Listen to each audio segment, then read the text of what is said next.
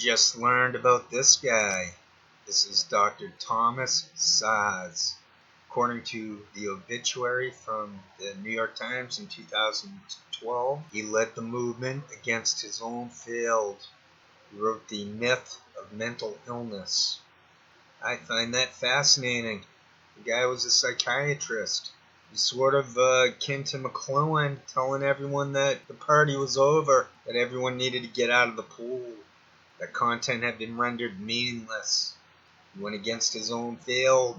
Dr. Szasz was equating psychiatry to alchemy and astrology. And it's true, it's coming out as truthful. Good job, Dr. Szasz. Psychology is the way to go. Psychologists are the people to see. They're not in over their heads thinking drugs can cure the brain. I have Asperger's. No one back in the day would have had a clue that was me.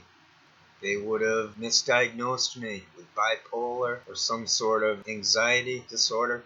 They would have put me on those drugs. My face would have been destroyed. It's okay to make mistakes. We're human. But after a certain point, there is no longer any plausible deniability. The misinformation becomes evil. The mistakes become deliberately produced mayhem.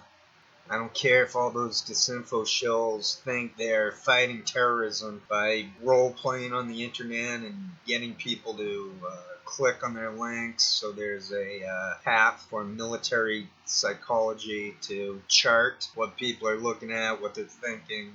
My message has been and will always be that the disinformation program is huge. It's everywhere. It's everything. I'm not really saying anything that McLuhan didn't. I can't believe I'm still the only one saying the medium is dead. I'm not really coming across anyone who's living in the moment. I'm not finding anyone alive who can match what Bohm and Krishnamurti came up with. There has to be a way to have the, quote, good guys run the show. So that's the end game. That is nonviolent anarchy, good guy anarchy. There comes a point where we have to break off from the bad elements. I do that by not caring. I do that by participating in the way I do, in which I do not submit. I do claim that the fourth wall collapsed. This is internet addiction and nothing more. But I continue because I contradict myself. It is more than just addiction. These are words. This is off the cuff. Soul cannot be faked. It cannot be duplicated. It cannot be cloned. If I hit one point at all, hopefully that is enough to spark the natural inclination towards liberation, towards freedom of thought in the moment. Some may argue that the moment doesn't exist because it always ends. It's always ending. It never persists. It never lasts.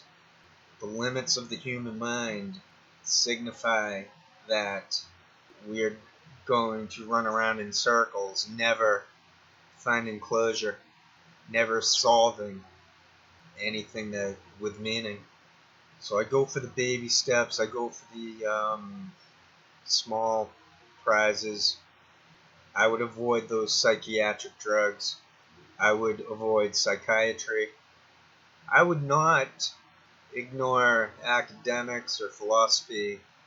I would be open-minded towards the psychologists. Words should never truly cause any threat. Those drugs do, though.